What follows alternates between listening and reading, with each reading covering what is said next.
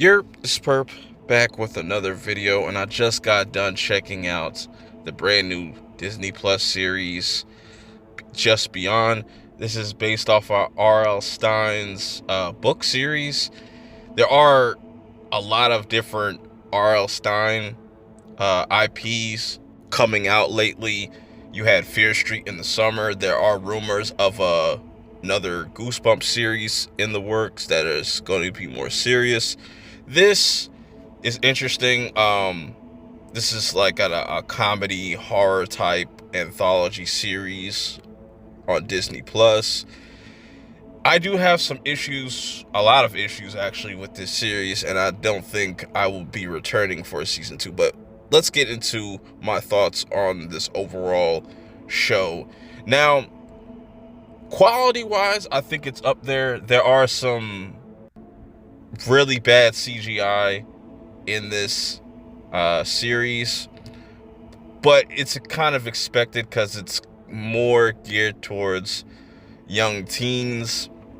This is definitely not for kids because they have a lot of sexual innuendos throughout this whole entire series, and I'm like, wow, they really did that. Now, starting with episode 1, right off the rip, I did not like this episode. And it becomes a reoccurring theme throughout each individual episode.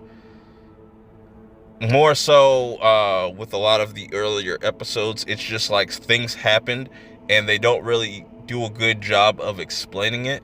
So the first episode's about this chick that, she, is a bad kid, apparently. She's very rebellious. So they literally send her off to a place for difficult girls, difficult teens. It literally said that on the brochure, and I started laughing. There's a lot of things that are on the nose, a lot of things that are cringe. Then we get to episode 2. Episode 2 was a mixed bag for me. Like the whole playing Lil Nas X in there, it was just terrible.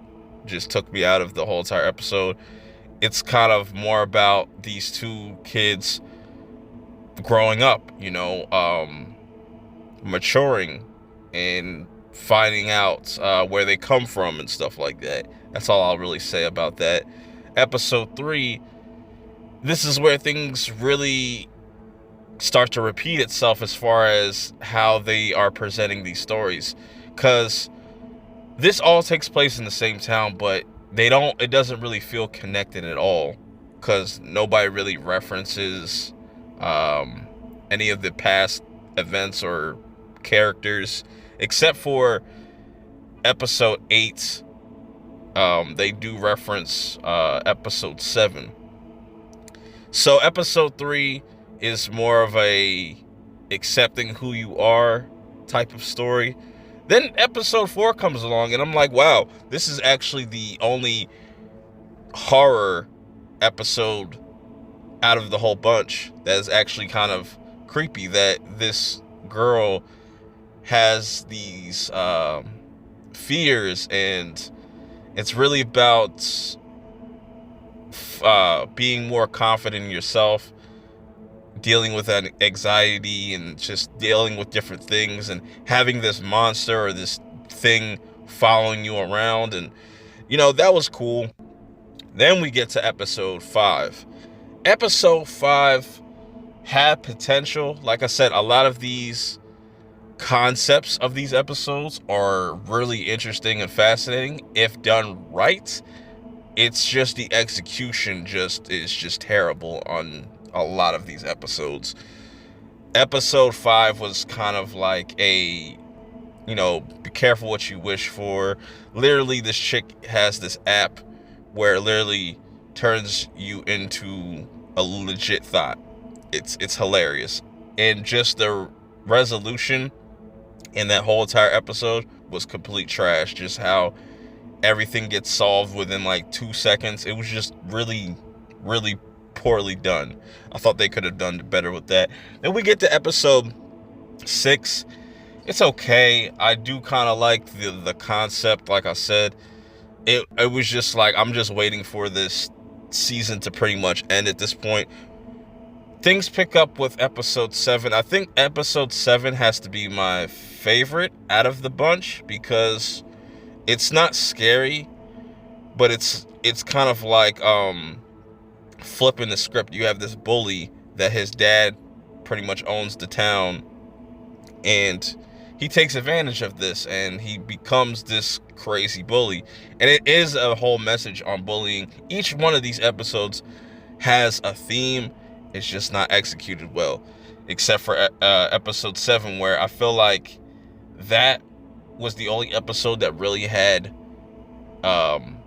permanent consequences compared to the other 8, or the other 7, I should say.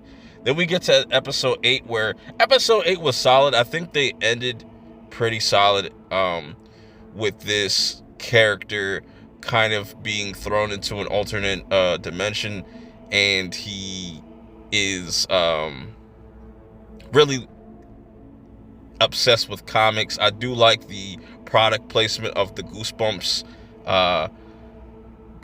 books. Like, this one guy had a Welcome to Camp Nightmare shirt on. That was really dope. But like I said, it's another one of those stories where it's just like they don't really do a good job of explaining it. Like, why is this character going through this?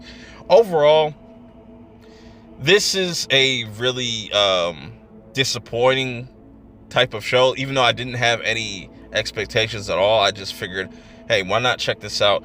I think Are You Afraid of the Dark, the new one, did a much better job of handling horror and mixing the kid element to it. This just doesn't even feel like a horror show. It feels more of like a Twilight Zone for kids, and maybe that's what they're going for. I just feel like it needs to be handled better. The writing is very spotty. The intro is pretty whack. The dialogue is just really just more miss than hit. I don't know. Let me know how you guys feel about this. What were some of your favorite episodes if you did check this out? Till next time, I will see y'all in the next video. Peace.